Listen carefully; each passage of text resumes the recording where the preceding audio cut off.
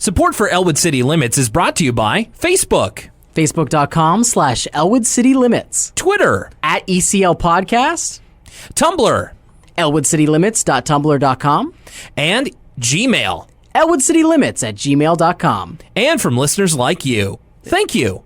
And my free time. Got to get that in there.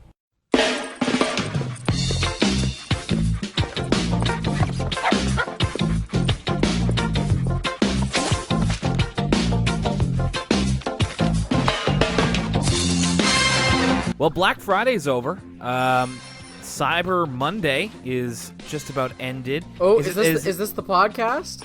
we didn't clap. Oh, right. But hey, we can include this part. Little bonus outtakes. Here we go. 1, 2, 3.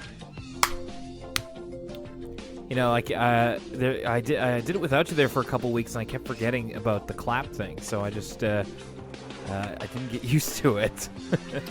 So a friend of mine, his American friend was coming to visit, and I learned that it's not just Black Friday and Cyber Monday anymore. Have you heard of Small Business Saturday? Oh yes, I did see something about this, or rather, I saw that hashtag a couple of times. Blew my mind. So what is Small Business Saturday? I assume it's Black Friday, but for small businesses. So you go to the big box stores on Black Friday, hit up those small businesses on Small Business Saturday. Cyber Monday, so Sunday's the Lord's Day, take it off. Cyber Monday, you get all those sick Amazon deals. Toonie Tuesday, that's here in Canada. I wonder if that was any sort of success. We'll have to wait and see. Hey, how was Small Business Saturday for you, dear listener? We are just about into December. In fact, as a matter of fact, when we put this up, we will be into December. So happy start of Advent and true beginning of the Christmas season. You are listening to Elwood City Limits, the episodic Arthur podcast. My name's Will Young, and with me is my co-host, Lucas Mancini. Hello, hello. Did you get any sweet Black Friday deals this year? No. I besides Christmas shopping for other people, nothing crazy. I didn't walk away with like a 60-inch TV or anything wild like that. How about yourself? Pretty much the only thing that I did was I got a bit nervous that a couple of the deals on my wish list on the PlayStation Store would be gone, so I spent a bit more money than I wanted to, but I got a couple of games at a pretty decent price. I borrowed I borrowed Nier from a friend because I was like, I want to play this, but I don't want to spend money, so that was my big Black Friday deal. Was I got a friend to let me borrow his copy of Nier. If you're asking me, I think you did the right thing there. Not that I think it's bad necessarily, but you could certainly save money. Like, I'm doing the same with Wolfenstein. I'm going to borrow that from a friend of mine probably next month before that Game of the Year time. I should say later this month, because Game of the Year is coming up in just about 30 days or so. I'm very excited. It's my Me favorite too. time of year.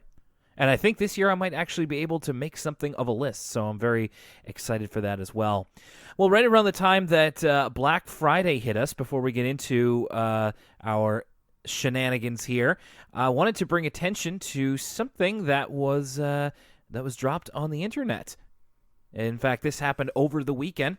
Now, Lucas, you saw this as well, and those of you listening may be familiar with a certain photo set that was around the internet. I think, places like Tumblr and Twitter. Twitter, I think, was the main place for it. That's where I kind of saw it shared around. But it was Arthur, if it was an edgy teen drama. Yeah, a.k.a. Riverdale. Right, exactly. And done very much in the Riverdale style. Well, not only did we get photos, but over the weekend, they released a full trailer for this. Now, it's not a real television show that's happening. It's just kind of a fun little project. But what did you make of this? I thought it was pretty cool. I really liked the characterization of Buster and saying it was all aliens and stuff like that. Very consistent with the show. Mm-hmm. If you haven't seen it, it's basically Arthur in a bit more of a mature style. So they're, high school students or maybe early college instead of, elementary school. And it does feature most of the main characters. DW's in there. Arthur, Francine, Binky, Buster. What was my favorite? I was trying to think. And they're very minimalist costumes, so they've got the ears and maybe a little bit of face paint, and that's about it. Oh, my favorite part actually was what they did for Muffy. Is that like all of the footage concerning Muffy was over Snapchat? Yeah, that was fun. Yeah, I thought that was really cool. I just want to give those people a shout out. If you haven't seen it, check out Elwood City Limits on either Facebook or Twitter. I shared the video over there, and also want to make sure to give a shout out to the people at DN Kula on Twitter. And you can, of course, go back in our mentions as well. You can find them there. But very cool thing, and so neat to see people still thinking about Arthur into their adulthood like we are. Yeah, it's not just us anymore. No, certainly not. In fact, it really isn't just us, because we have an email here in our Gmail inbox. That's elwoodcitylimits@gmail.com. This one comes to us from Lily, who is very excited about something that we're going to be doing. She's a big fan of the podcast and of Arthur. She's a longtime listener, and she is very excited about the commentary that we're doing for Arthur's Perfect Christmas, and she just had to express her excitement. She says, I love the special in its cheesy moments and moments of genuine holiday spirit and nostalgia. Can't wait to listen for it. Thanks for it all, and happy almost perfect holidays. Well, I hope I don't bum Lily out too much, because I remember not enjoying the special so much. But hopefully our commentary just adds another layer of an enjoyment for her. Yeah, me too. And hey, we will give you all the details about that commentary at the end of the episode, because chances are it will be either up already or up this weekend for you to enjoy with your December watch list. So let's get into it. We are now into season 3, and this is a double dose of not just DW, but a couple of other familiar characters in her world. With this episode of Arthur, let's start off with DW all fired up. And right from the get-go, they ain't kidding. DW is very excited to go to school in this episode. Hey, you ever been this excited to go to school in your life? Yeah, absolutely. Totally. Especially preschool. You're getting out of the house. You're socializing. I totally could see this. I do think it was a little... in the way they set it up, they were like, oh, DW loves going to school. And I was thinking, I don't remember DW, that being part of DW's character, that she loves school so much. And then kind of they explain later on in the introduction, she didn't always love going to school. But at first I was surprised. I was like, I don't remember DW loving school. I think it makes sense for her character. Like you said, it's for kids, it's a good time to socialize, and she definitely strikes me as more of an extrovert than somebody like Arthur. So she probably loves going to school and doing all that fun stuff. I'm just saying that from my perspective, I think even in preschool, I wasn't a huge fan of going to school. If I could have stayed home and read and played with my toys, I would have been a happy camper. But I guess that's the introvert in me kind of speaking up. But it's quickly turned suspenseful, this cold open, because... DW, you mentioned there, Lucas, that, there was a time where she didn't love school so much. And right at the end of the cold open, she's strapped in the car and she's just like, I'm not going back there. I can't ever go back to school. I can't. It reminded me of, did you see, I think it's called Edge of 17? It was like a movie that came out last year or the year before. It stars that girl from True Grit. And like Haley Haley Steinfeld. Haley Steinfeld, and like Woody Harrelson is her quote unquote cool teacher, and it's a coming of age drama. There's a plot line in that movie where when she was a little girl, she would never want to go to school, and so they'd drive up to the school, and then she'd be like, I'm not getting out of the car, and then eventually she does it, spoilers, as an adult again. But anyway, that's what this reminded me of. I did not see that. I kind of meant to. It looked okay. How was it? That's actually a pretty good movie. Actually, I really enjoyed Edge of 17. Haley, I want to say Steinbrenner because it's like Seinfeld. It's like Mr. Steinbrenner, but then she'd be like, George, I need you to get the calzone, George. I need this, and that's most certainly not her character. Luckily, The Edge of 17 is on Canadian Netflix, so I just added it to the list. Queue. It's on the queue. It's on the list. It's on the queue. So we start off the episode, Miss Morgan. We get another appearance from DW's daycare teacher. Preschool teacher. Daycare's a little different. And saying that their class is going to have their very first fire drill. This was actually a meme alert right here because I've definitely seen this fire drill cutaway before where DW is impressed by the idea of a fire drill, but then it imagines that it's a drill that breathes fire. I actually really like this because this is really realistic kid logic. Like, I remember when I was a kid and my dad, we would be on a road trip or something, and he's like, oh, I got to go onto the off-ramp. And immediately my mind pictures, like, a Dukes of Hazzard style literal ramp that the car would go off. So in kid logic, like, you take a lot of things literally. I could totally see myself assuming a fire drill was a drill that shoots a column of flame. Now, them Mancini boys, they found themselves in a whole mess of trouble.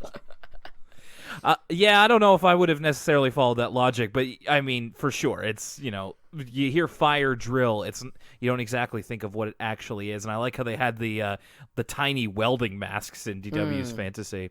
But no, she explains that, it's what the emergency plan of what they do in case there's a fire, in which DW only hears the word fire, and she's like, wait, is our class going to be on fire? And the Tibble twins throughout this don't really antagonize her, but are really psyched about this from the outset to almost a little cautionary degree, especially Tommy, I found. He's like, Timmy says something to DW, and then Tommy's just like, fire drill. Yeah, fire drill. Yeah, Timmy's like, or Tommy is acting like he's a Pokemon and his name's Fire Drill. They just keep repeating it. Tommy Tibble used fire drill. It's super effective. But this was one of those episodes is that if DW paid maybe slightly more attention, like a smidge, the whole episode wouldn't have happened. So that's a little bit annoying. It always sucks when it's like, oh, like a tiny misunderstanding that the audience is aware of is the crux of the episode. But they needed a plot. Right, and of course, almost nobody can answer her questions for her because, most of her peers are just kids. Although Miss Morgan does say all of her questions will be answered. You think one of those questions would be, is the school really going to be on fire when we do this? That's right. If she was a little bit more pointed with her questions, we could have saved us the trouble. I guess she just doesn't have the journalistic instinct. So yeah, DW's imagination kind of runs away with her, and she is picturing the fire as really malevolent. The Reed family are cooking outside. Dad's using, the hibachi grill, and it's got a big open flame as he's cooking like drumsticks on it. And she imagines like the fire becoming almost sentient, and like the fire demon that kind of comes out of it is a little bit intimidating for kids. Yeah, like we get a shot, it like cuts to her face like staring into the open flame. Yeah, like she's a Vietnam vet or something. Or like Lady Melisandre from Game of Thrones. She saw it in the flames. And I will say, to DW's credit, I also hate fire alarms, so I kind of get her anxiety about it. For me, it was not so much the fact that it denotes a fire, but more I hate that loud noise. Even now, like our smoke detector has been having, problems. It's a little bit too sensitive, and every time it either wakes us up or just goes, it just causes me anxiety. I hate being surprised by loud noises. See, my girlfriend's like afraid of fire proper, like to the extent of like, it's like if I'm like cooking something with oil on the countertop and it starts really like bubbling out and spitting out, it always makes her nervous. But me, I grew up around fire, baby. Like Boy Scout 101, you respect the flame, you learn not to fear the flame. So the fire ain't no thing to your boy Lucas. He smells like smoke because he's been through fire, Maggle. Exactly. So when DW's looking into this fire, she's kind of absent-minded, and we have this great visual gag, almost like a Three Stooges-esque like physical comedy, where Arthur is trying to fill up her lemonade glass with a jug of lemonade that is the same color as his shirt, and DW keeps kind of moving out of the way absent-mindedly, and he keeps almost spilling the lemonade on himself. He does it like 2 times, maybe 3 times, and I got a kick out of it. Yeah, no, it is funny. You're right. It almost does harken back to that old kind of not silent movie, but like Almost old, though, like a Buster Keaton, Marx Brothers, like whoa, like it does have that kind of prop physical comedy vibe. for sure. So DW during the night can't sleep, so she decides to take it upon herself to test all the smoke detectors, which is a little moment of I guess excitement for the excitement's a bit too much of a positive word. It's causes a bit of worry for the Reed family, but they find DW downstairs like on a chair using a broom to hit the button to test it. Which begs the question: if she didn't know that a fire drill contained no actual fire, how did she figure out what a smoke detector was and which button to press to test it? And I feel like there's a lot of things that DW would just inherently know in that scenario. Maybe that's one of the questions that they ended up answering, like what is a smoke detector? But hey, they didn't show their work, so that's an adequate question. We also get a little bit of a nightmare sequence from DW, which certainly we've seen quite a few times in Arthur. This one was a little bit different in that. I think that a lot of the dream sequences are very, fantastic and imaginative, and this one was as well, but in kind of a different way. And I know we've dropped this name many times. This one really did strike me as like Lynchian in a sense, because I found that it was like playing with perspective. Like DW wakes up and she finds herself tiny in her bed, and there's like a little effect of the camera kind of shaking back and forth, so there's a bit of motion blur, and she races outside. The door is huge, and she jumps up to get it, and she sees the Tibble twins in like fire outfits as they walk into a fire, and they're both going fire drill, fire drill. So like I was expecting Kyle MacLachlan to be sitting in the corner and just taking it all in. Do you know what it reminded me of? Yeah. Like an indie first-person horror game on like Steam, like one of those like Amnesia ripoffs where like you're walking and then the door gets all big and bendy, and then you open the door and it's like, oh, there's a fire in this room. They played a bunch of those types of games for the Giant Bomb series. What is it called? 6 Crazy Frights, I think it's called. 6 or 7 Crazy Frights, something right. And there was one that was like a painter game where like you go up to a picture and then all the stuff comes out of the painting. This is what it reminded me of, like one of those made on Unity first person Steam horror games. Well, and there are a fair amount of first person shots as well from DW's perspective, so I totally get what you're going for there. So the next morning she is very, very tired and worried, so she kind of begs off from school, which, when you're that age, it's pretty easy. It's not like she's going to be missing anything terribly important. Arthur tries to get in on it too, is just like, I was up all night from the smoke alarms too. Guess I can't go to school either. And Mom totally calls him on it, just like, don't you got a math test today? And he's like, well, yeah, but no. Well, and his argument was never really that solid in the first place. Like, if he was actually sick, it shouldn't matter if he had a math test, but I digress. Yeah. We also get an alt attire from DW. So we're used to her wearing like the pink what would you call it? The button up and the white dress. I'm sorry. I'm really terrible at I realized recently I'm very terrible at naming like clothing items that women typically wear. So whether this is a blouse or a jumper or what have you, I'm not sure. I mean, it's kind of a sundress. Are you talking about what she wears in her alt attire? Because her regular... No, her regular. Here, let me pull up a picture real quick.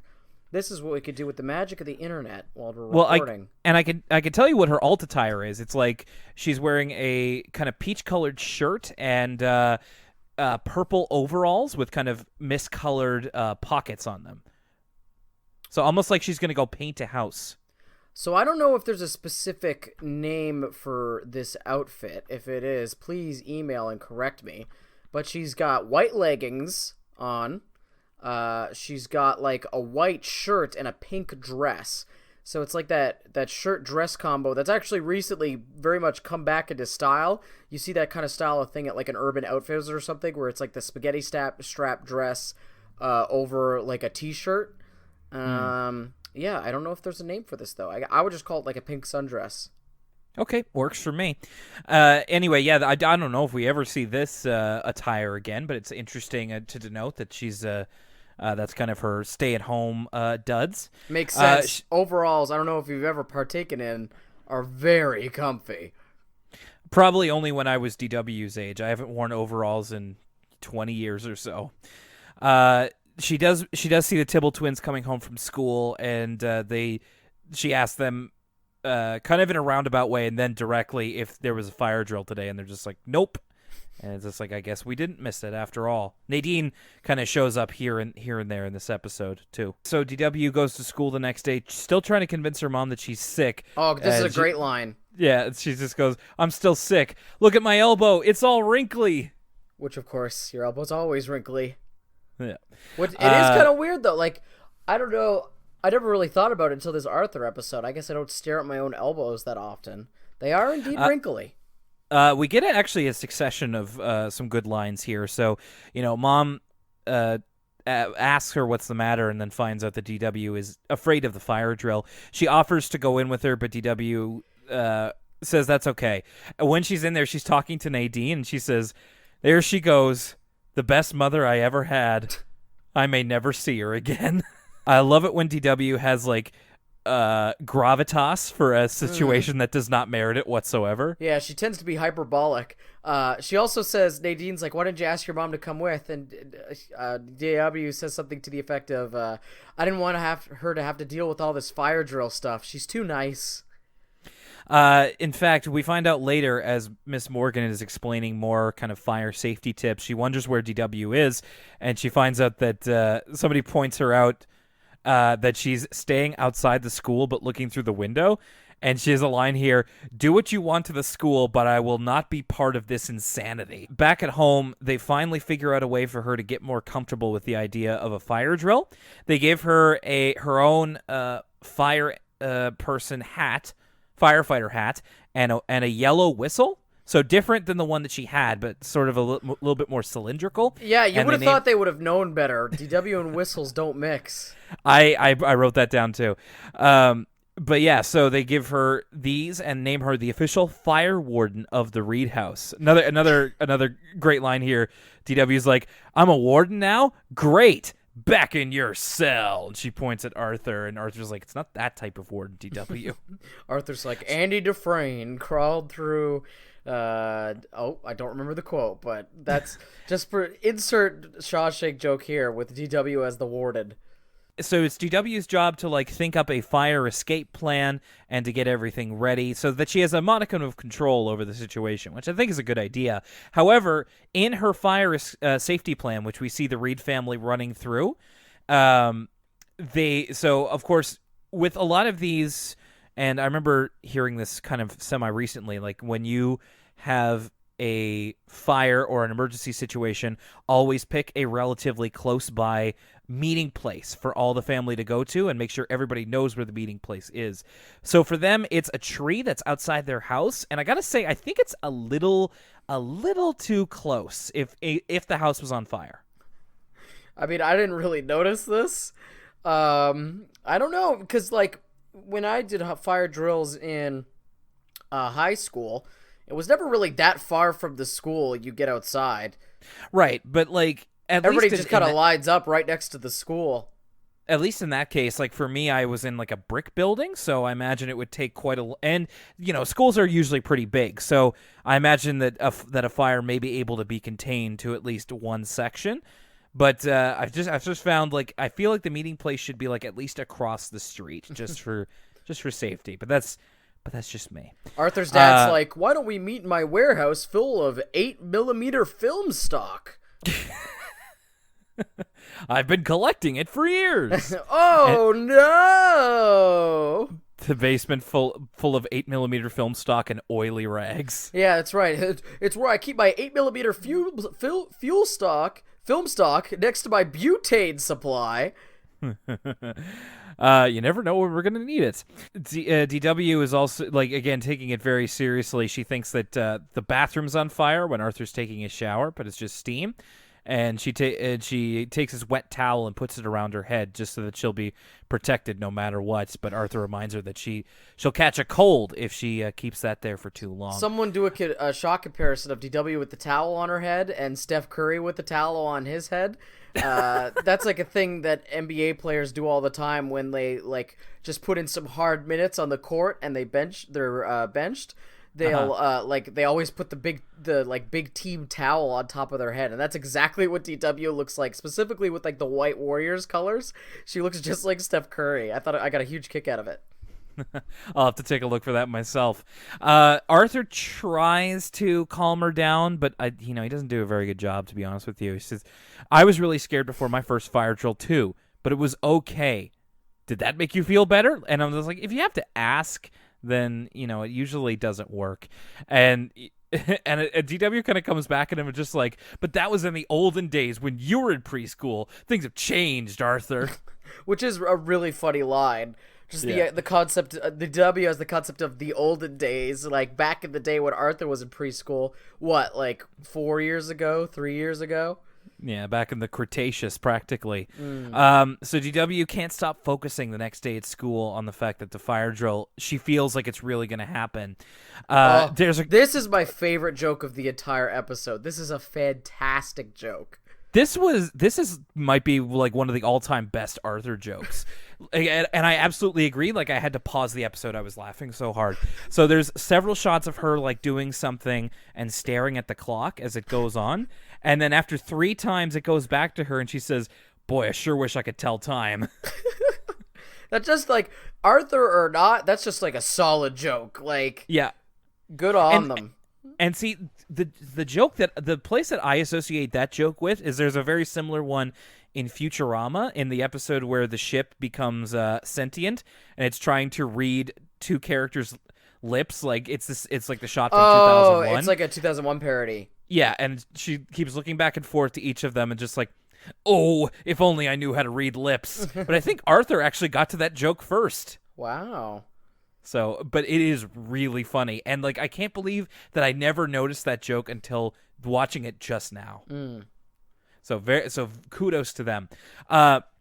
Eventually, DW is able to distract herself by building a castle with Emily, and then the fire drill rings. Now, this, of course, will sound... I wonder how this sounds to people. So I'm going to go on a bit of a strange tangent here, but just follow me. So the fire drill itself kind of sounds, very mechanical. It's a little bit of a lower tone. But I remember when I first watched this episode when I was a kid, and I was like, my fire alarm at school doesn't sound like that. And then I think Arthur was on CBC for a time. Like, I think they might have... or like maybe in just a different airing. I remember for you Americans, that's the Canadian Broadcast Company, right? Channel. And I remember it being on like a Canadian channel, and they actually changed the fire alarm sound to make it sound more like a Canadian school. That's crazy. Is that true, or is that just you filling the gaps in your brain? Like, is that... I really think it happened. Like, I can't prove it, obviously. Like, I would have to look into this a little bit more, but like, I feel certain that it happened. Memory can play tricks on you, and so I might be totally wrong. But I really feel like that happened. Anyway, it doesn't matter. It doesn't matter either way. I just wanted to put that in there. I'm just happy they didn't use the iPhone alarm noise, because a lot of movies and TV shows will use the iPhone alarm noise, because I assume it's just like a standard alarm sound effect. And that, like, I hate it when they do that, because that's like my wake up in the morning alarm. And so I get this like weird feeling whenever I hear it in a TV show or a movie, like, oh, I don't want to get up for today, but like I'm sitting down to enjoy a movie. Do you know what I'm talking about? Like, all the blood, like, rush. I like have a rush of blood, and I'm like, I get just a weird feeling whenever I hear my alarm noise, but in a movie. No, I do know what you mean, because I was actually just watching clips from a movie today, and it had the same alarm sound as my clock radio, but it was an alarm on a plane, and it's the exact same alarm because I've heard it before. And I'm like, that's not right. And also I was just like, oh, is it time to get up? Yeah, totally. Like, if you hear it enough, then you get this innate response. So that absolutely makes sense. So the fire drill does go off, and the kids are at least a little taken aback, except for the Tibbles, who turn out to be talking a big game, but then are completely freaking out to the point that they like collide into each other. That's right. We get a little bit of a callback to when they were saying fire drill, but now it's like a panicked fire drill, fire drill. I remember in the last episode of Elwood City Limits where we talked about the Ballad of Buster Baxter, you mentioned a Hitchcock zoom. It happens here in the hallway. That's right. As they're walking to the door seems to get further away as they keep walking, and they use that same technique. So that was on my mind a little bit. The fire drill, I mean, I gotta say, it's pretty dramatic reactions from most of the kids, which, I mean, will happen. But I don't remember my fire drills in elementary school being so fraught with terror and uncertainty as these ones are. I remember specifically in elementary school, a lot of people imitating this scene. Like, a lot of people pretending to be the Tibble twins being like, I can't breathe, I smell smoke. By a lot of people, I probably just mean my direct friend group. Right. Tommy has a very dramatic reaction, just like, smoke, I smell smoke, I can't breathe. Yeah, it's pretty over the top, and of course he's just very scared, which is, understandable for a situation like this. But again, talking a big game. But DW is the one to kind of ferry the Tibble twins and some of her other friends forward with her knowledge of how to react in a fire drill. So she ends up kind of surprising herself with how she's able to keep it together when under pressure. So good for her. That's a good life skill to have. She asks Miss Morgan when the next fire drill will be, and she says not for a while. And DW asks if there's any other drills that they do, like a volcano drill, or my favorite, a sudden loss of gravity drill, which is the name of my band that I'm getting together. Your prog rock band, Sudden Loss of Gravity. This is another clue to the location of Elwood City. I know we've kind of abandoned that quest a while ago. It's pretty much like it's probably just in Massachusetts at this point. Like, it's probably just in Massachusetts. But if you were still looking for concrete clues, if they were on the West Coast, they would probably have to have a earthquake drill, which Miss Morgan did not mention. And they're definitely not in tornado country either, because they would need a tornado drill.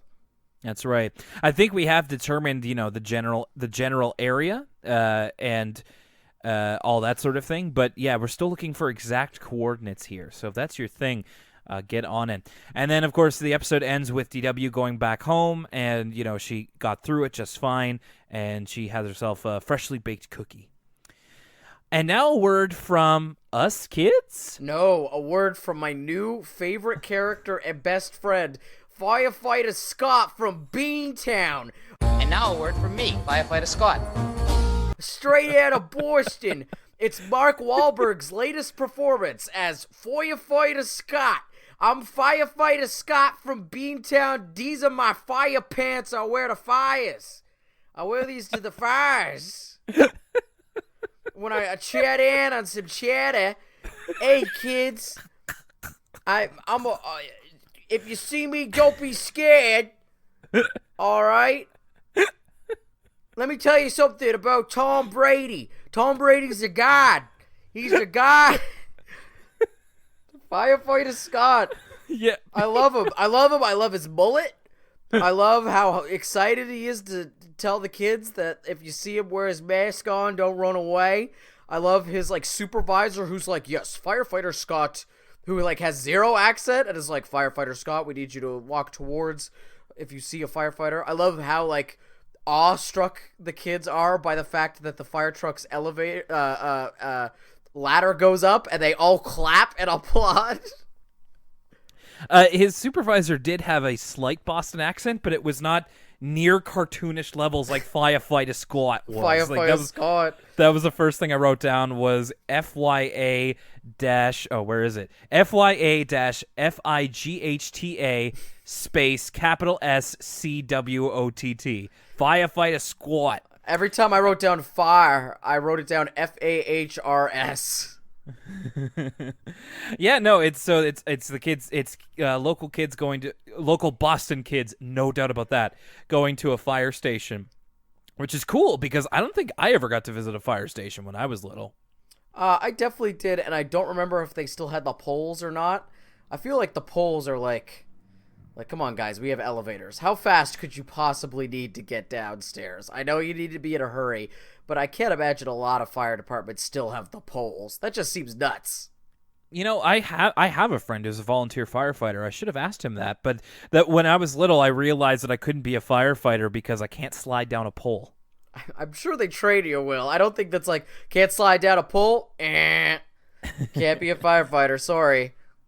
But yeah, like you said, he kind of takes him through, shows him all the firefighter gear and all that sort of thing. Like, if you see me with this mask on, you hear this. I'm not a monster. I'm a friend. I'm not a monster. That's what he talks about. He's not a monster. I like that part. My favorite part though was still when he points out, "These are my pants I wear to fires." That's the exact wording. My pants I wear to fires.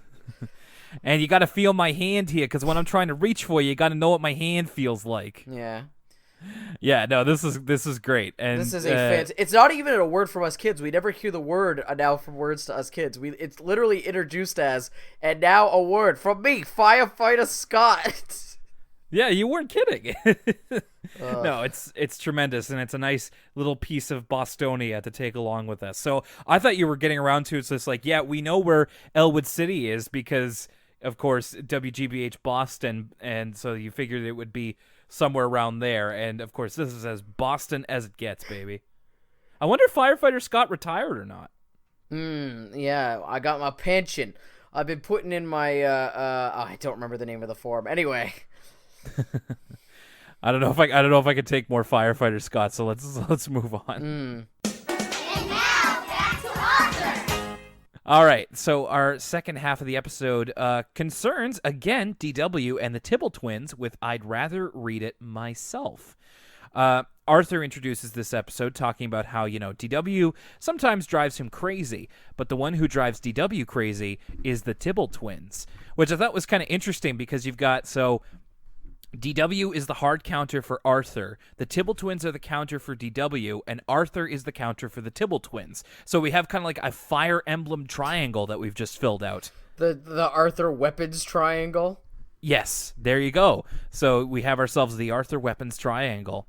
So we get a little bit of the Tibble twins torturing DW, where they're like playing in the sandbox, and one of them says, "We can yell louder than you, DW." And DW's just like, "I don't care." So that was funny. It is really fun to see, like, it's a fun role reversal, because usually, like, DW's role is as the annoying one. So to see DW have those feelings to someone similarly to how Arthur feels about her is like it's just a fun set piece for that character.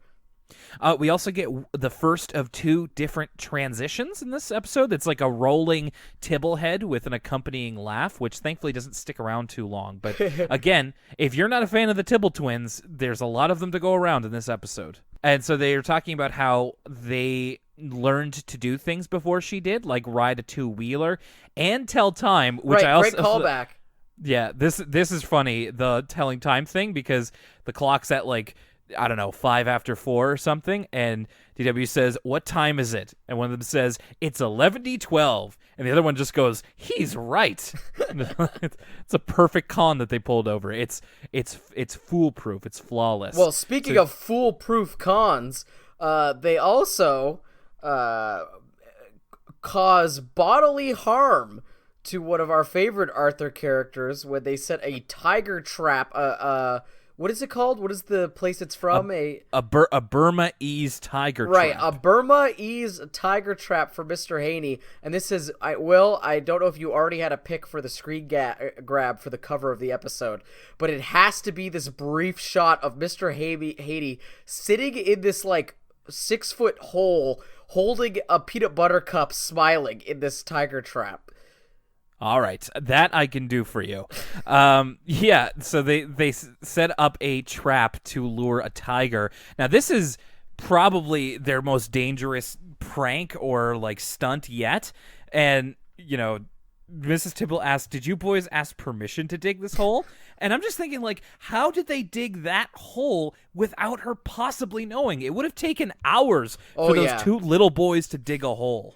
Like, they especially big enough for like a full-grown man to not just fall into, but like be able to sit inside. It's like a really deep hole, and like that's serious damage. Like you're gonna have to do some serious landscaping to cover that up afterwards. But my favorite part of all this is that Mr. Haiti doesn't seem like too disturbed by the whole process. He's just like, can I keep the peanut butter cup?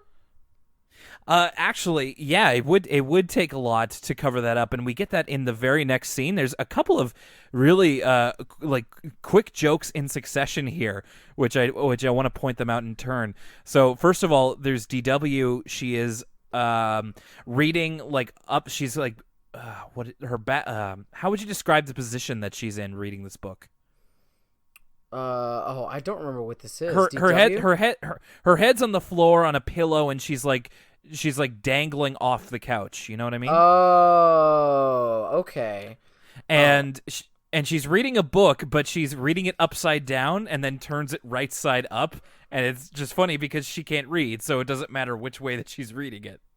She's just kind of pantomiming reading. Yeah. And then Mom comes in to say that the Tibble twins are coming over for an hour while Mrs. Tibble goes to buy sod. That's funny. The things DW suggests that they do to prepare is also very funny. Don't worry, Mom. You lock up the china. I'll go get a soccer ball and keep them out in the yard. It's like they're entertaining two puppies or something. Yeah. But the Mrs. Tibble going to buy sod thing, I had to listen to it twice before I got it. It's a really nice subtle joke there. But then of course it starts to rain. In fact, thunder and lightning, I believe. And DW's like, I'm going to be trapped inside with the Tibbles for a whole hour. And this is another one where, especially in relation to the Tibbles, DW is having to be the mature one, which is a bit of change for her character. And I kind of like seeing her in situations like this. She tries to distract them with coloring, and they just kind of take the coloring book and just doodle mindlessly on every page. And this is a terrific line delivery. DW is looking through it and then looks directly at the camera and goes, "This was my favorite coloring book." Yeah, they're able to ruin every page in the entire coloring book in a matter of seconds. It's just a terrific heartbroken delivery. I loved it. She goes to ask Arthur what he did to make them calm down. And he says, "I read them a story," which, I mean, he kind of made one up, but, whatever. To serve the ends of this episode, it's fine. When she comes back to the couch, they're jumping on the couch, putting their shoe prints on the ceiling. That's going to be no fun to clean up. It's just like sheer mischief. They're like gremlins. You know what I mean? They barely get anything out of jumping on the couch and putting the shoe prints on the ceiling, but it is just chaos incarnate. Absolutely. And my goodness, I mean, oh boy, gremlins cannot be further on the mark. Don't feed the Tibbles after midnight, you know? So she says, "Sit down and I'll read to you." And and they immediately say, "The only real stories are in books and you can't read." I just found the only real stories are in books thing was kind of strange and definitely kid logic at its best. The Tibbles are big believers in the medium of print. Yeah, keeping that alive in this day and age. But DW says that she can read, and she's been reading since last Thursday, which they remain highly dubious of because, of course, they know how to do everything before DW, and so if they can't read, then she can't. But she is determined to read them a story. So they at first pitch her a book that has pictures in it, so that they'll know if she's reading it wrong. But then she just gets one that is all words, so that they can't call her bluff on it. I did kind of like this, the opposite not working out for them. Like, they point at a word on the television, and it says, like, Elbozonic is the name of the brand. Yeah, which is like a weird name for a fake TV brand, Elbozonic. I believe it. I mean, it's a little bit out there, but like it's definitely probably not going to be like a high class TV. You know what I mean? It's one of the cheap ones from Costco, like an Insignia or a Vios. It's not a Samsung or a Sony. No, certainly not. And she just says, it says television, and they're just like, "Is that right? I don't know. I can't read." So the whole confirmation bias thing doesn't work out for them in the end. So DW sits down and starts to read it to them.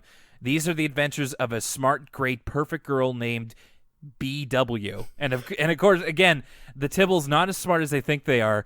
One of them says, "That's close. If it was DW, I'd think you were making this up. But because it's BW, well, then that's okay." And at this point is when I realized, this is this episode. Right. Because I remember last episode of the podcast, you had read me the names of these episodes. They are all fired up, and I'd rather read it myself, which are pretty, like, nebulous names out of context. Like, usually Arthur episodes are like, Arthur does this, DW's this, Francine's this. I'll read it myself. I'm like, what could that be? But once DW started telling the story of, what was it, BW? I was like, it's this episode. That's right. Because this does take up a chunk of the episode. It's DW reading this story to them, and it's just all represented in this elongated fantasy sequence. It's kind of like the episode in season 2 where most of the episode is DW's dream. But it's even more fantastic than that. I love the way that this opens. So she's describing all the characteristics of BW, which is, of course, her self-insert Mary Sue character in this book that she's just creating on the fly. You know, how she's like incredibly smart, and she's very humble, and she owns a pony, and it's kind of switching between outfits in like paper doll fashion. I liked that. I thought it was kind of neat. It's like hearkening to like how Barbie has all these different jobs and talents, like sales associate Barbie and Dr. Barbie. Right. And there is at least at first, there's an element of sort of grasping improv that DW's doing. You know, it's like, and she had her own pony who lived in her room, and her parents said that was okay. Like, it was, again, very good line delivery of just like really making it up on the fly. And I thought this was odd, and of course, there's going to be a lot of odd things in this part of the episode. But it's like, so the pony lives in her room, and they have a bunk bed. Pony on the top bunk, which is a bad idea. And mom and dad come in. Mom kisses DW goodnight. Dad kisses the horse goodnight. The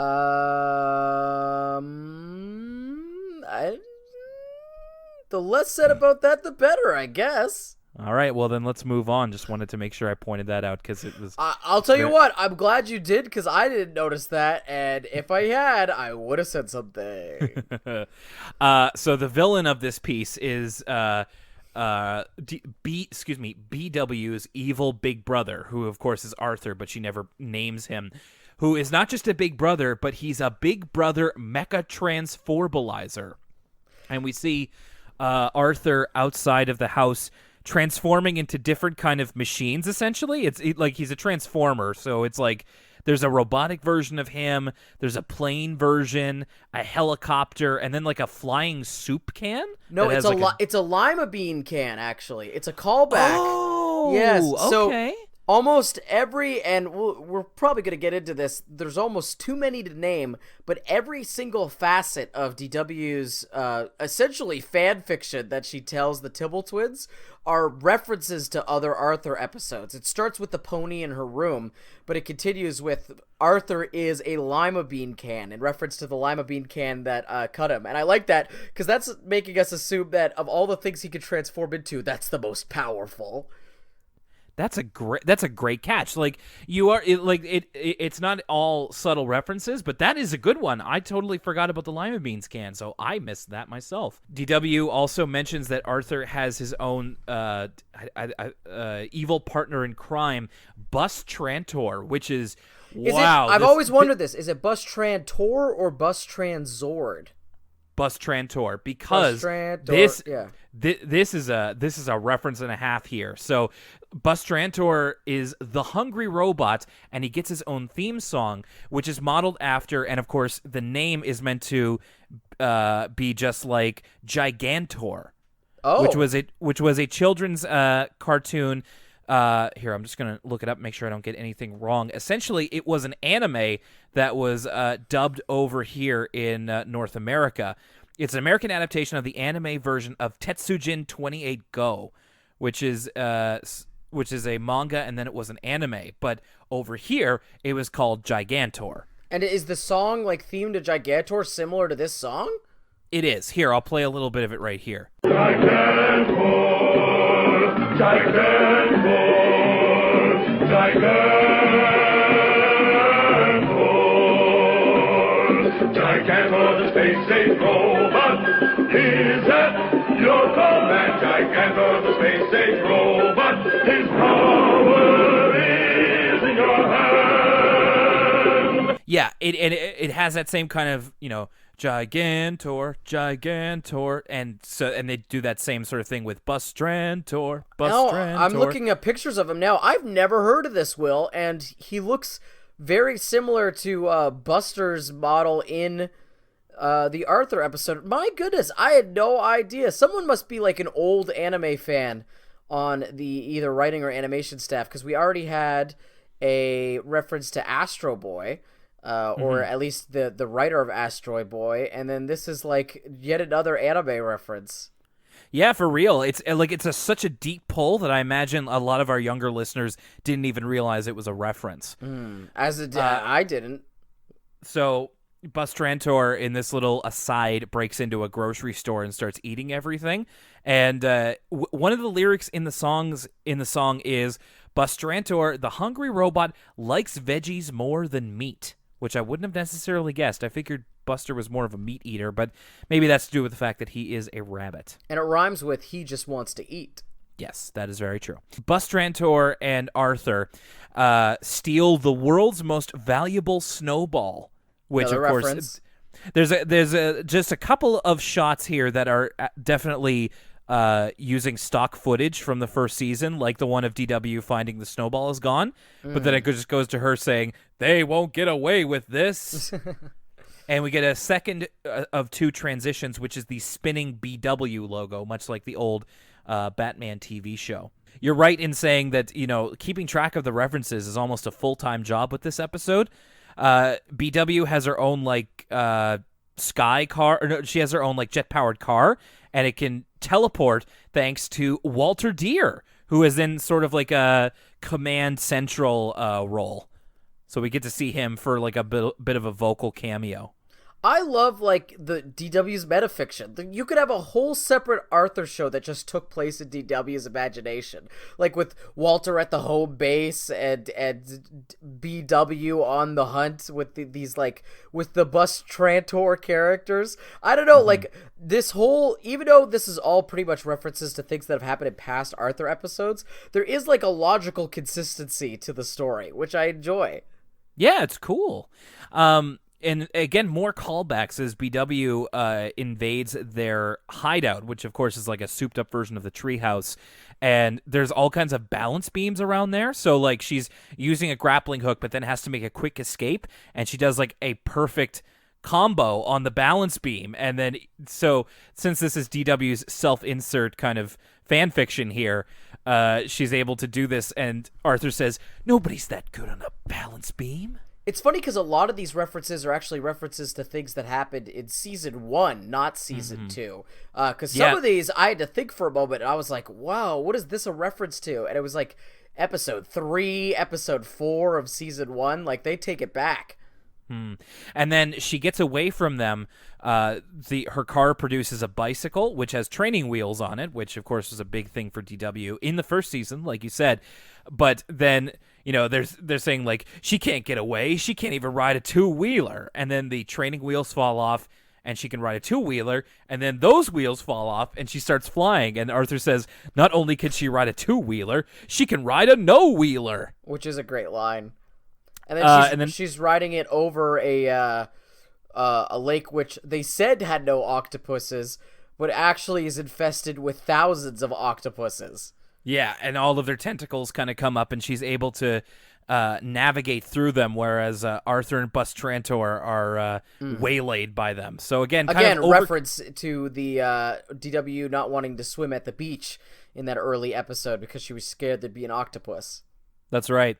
So she manages to get away from them, and her next kind of part of the adventure is that she goes out to a restaurant with her mom and dad, and then only she was smart enough to know that not to eat the spinach because it turns everybody else into spinach heads, which essentially, including her mom and dad, everybody's skin turns green, and they have kind of a spinach leaf dangling out of their mouth, and they're just going, duh, duh. And the way she says spinach heads, like she goes, oh, like it's a disease. They go, oh no, they have spinach heads.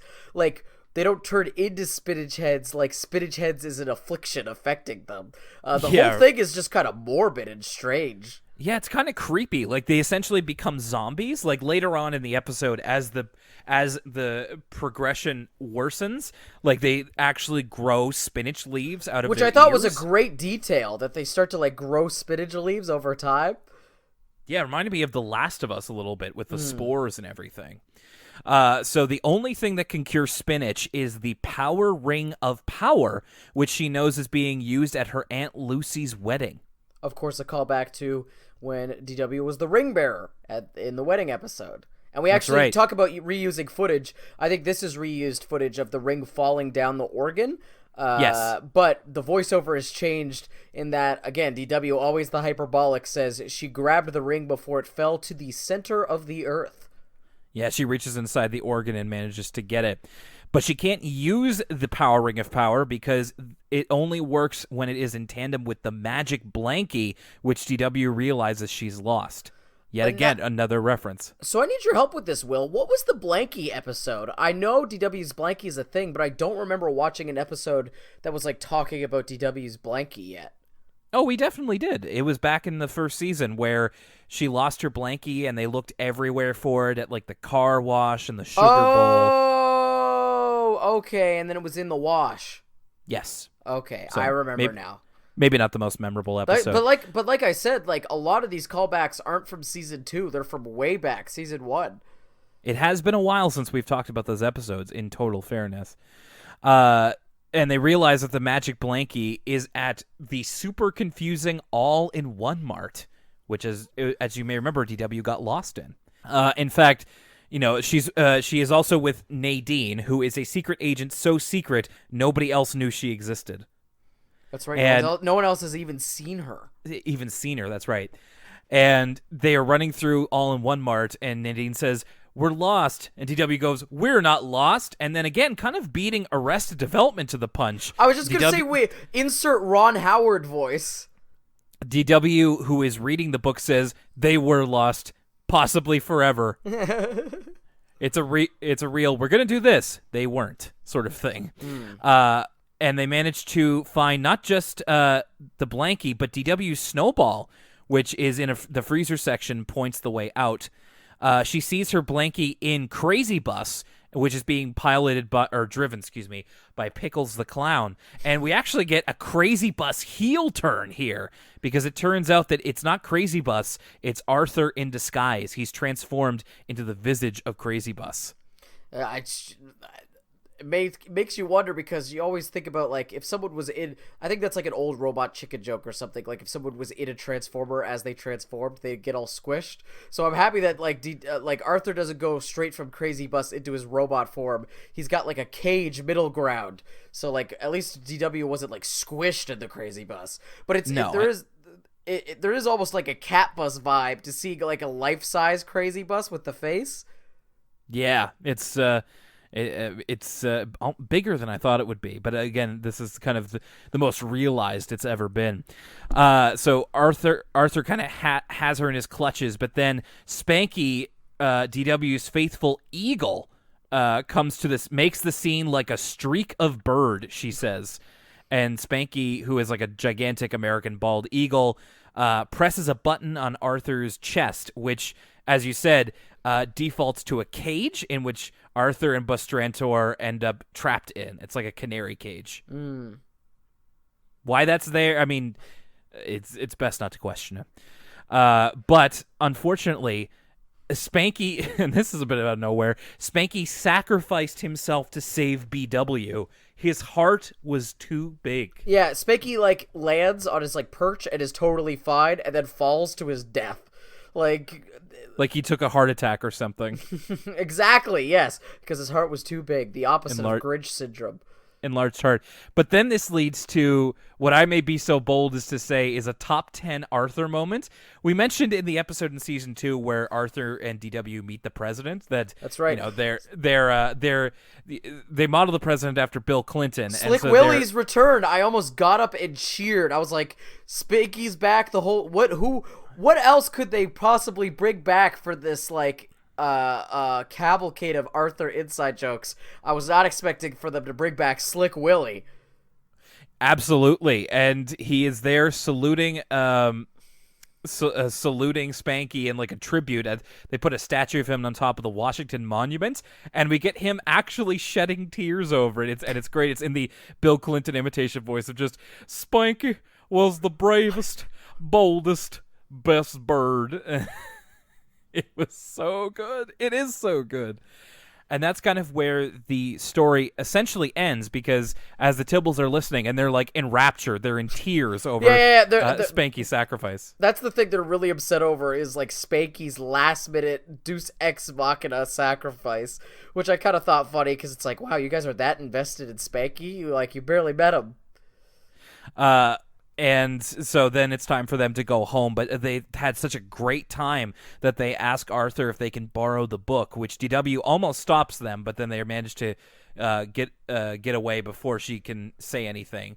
But in the end, at least she was able to keep them quiet for an hour, and for even that amount of time, she was able to do something that they couldn't. It's a great moment where Arthur's like, DW, they're going to figure out you lied. And DW goes, who cares? For one day, I did something better than them. Like, she doesn't mind that if they figure out she's a liar. All she wanted to do was get something over the Tibble twins and have them be quiet for an hour. And the episode ends with the Tibble twins getting ready for bed that night, and Mrs. Tibble begins reading the book, which turns out is about Leonardo da Vinci. And the Tibble twins are confused, and Tommy asks, who's Lemon Yellow da Vintage? Which is a great line.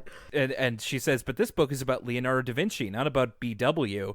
And they're just like, hey, you thinking what I'm thinking? Yeah, it's a magic book. Every time you read it, it's a different story. Which makes more sense than DW was lying the whole time, I guess. But again, the Tibble twins, not the sharpest knives in the drawer. And it ends with them essentially being like, I can't wait to read like DW. Me too. Okay, so 2 DW-centric episodes with plenty of appearances from the Tibble twins. Let's go back to DW All Fired Up. What are your thoughts on this one? I'm torn about All Fired Up because I like it in theory. There's a lot of really good, sharp lines, and I sort of like DW's arc of being the most anxious about the fire to sort of keeping a level. I think the best moment in the whole episode is when the fire drill is actually happening as the climax, and DW's sort of keeping a level head and making sure everybody's doing the right thing while everybody else is relatively unprepared and kind of panicking. I think that's a really cool, triumphant moment, and I think there's also lots of great jokes, like DW saying her elbows all wrinkly, or telling Arthur to go back into his cell. But besides that, I found this episode kind of plodding and boring, just because it's one of those episodes where it's Arthur when it seems like it's intended for a younger audience, which makes sense because DW is younger, but it's like I could see where the episode was going from a mile away. And also, it's one of those episodes where the entire plot is predicated on a misunderstanding, which is a pet peeve of mine.